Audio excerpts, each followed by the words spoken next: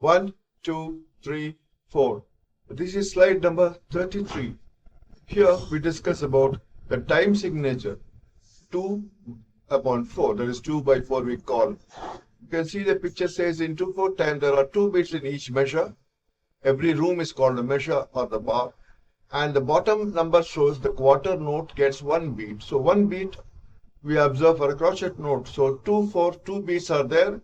2 crochets or 1 minim or 4 pivots.